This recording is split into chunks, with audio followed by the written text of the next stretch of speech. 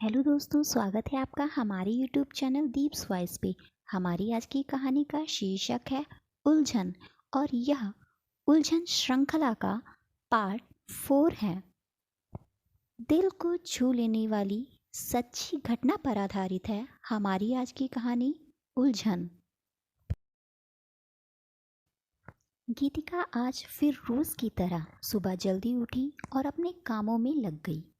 सभी को हर चीज़ हाथ में चाहिए होती थी।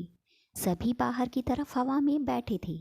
खाना पीना सबको खिलाने के बाद उसने सोचा अब अपने लिए खाना निकाल कर बाकी सब फ्रिज में लगा देती हूँ।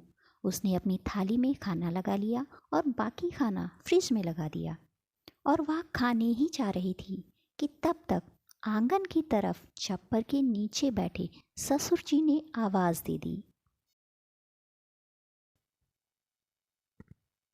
सुनो, यहाँ आओ, काम बाद में कर लेना।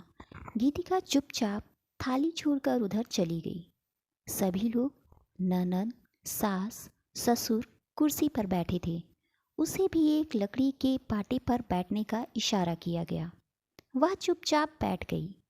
फिर ससुर बोली, देखो, यह यानी ननद घर में सबसे छोटी है, जो कि लगभग 26-27 साल की होंगी। यह तुमसे जो भी मांगे दे देना, इसका सारा काम करना और अपनी तुलना इससे कभी मत करना।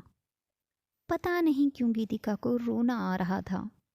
वह घूंघट में चुपचाप रो रही थी। फिर आगे बोली, पर इससे कुछ भी कभी भी मत मांगना या मांगने की सोचना भी मत। इसे अपनी चीजें बहुत प्यारी हैं। गीतिका ने कहा, वह मुझसे कुछ भी ले सकती हैं। वह मुझसे छोटी हैं। वह रोई जा रही थी। उसको आज अपने मम्मी पापा की बहुत याद आ रही थी। वह अंदर ही अंदर आंसुओं को रोकने की कोशिश कर रही थी, पर अब तो वह हिचकियों के साथ और तेज हो चले थे। ससुर जी बोले, तुम रो क्यों रही हो? गीतिका एकदम फफक कर रो पड़ी और बोली, कुछ नहीं, बस मम्मी पापा की याद आ रही है। तभी और तीखे लहजे में सासू माँ बोली, देखो, ज्यादा बनेगी तो अलग कर दूंगी और दूंगी एक लोटा तक नहीं, समझी? उसके आंसुओं पर किसी ने ध्यान नहीं दिया। सास की बात सुनकर वह सकपका गई। उसने सोचा कि उसने तो फिर इस बार कुछ नहीं किया, ना ही कुछ कहा। फिर कुछ और हिदायतों के बाद ससुर बोले, जाओ, अब अपना काम करो जाके। गीतिका चुपचाप उठी और अपनी थाली के पास आकर बैठ गई। अब उसकी भूख मर चुकी थी। वह रोई जा रही थी, पर अगर वह नहीं खाती तो सब उसे और पता नहीं क्या क्या सुनाते। इसीलिए रोते रोते हिचकियों के साथ थोड़ा बहुत खाया और बाकी चुपके से छिपाकर भैंस को डाल आई। गीतिका के पति को कोई फर्क नहीं पड़ रहा था कि गीतिका के साथ कैसा व्यवहार किया जा रहा है। उसे वह सब वाजिब लगता था। गीतिका को घुटन हो रही थी कि आखिर ये सब क्या है, क्या चाहते हैं सब। सभी की हिदायतें तो बहुत थीं, पर परवाह वाला कोई नहीं। कोई तो हो।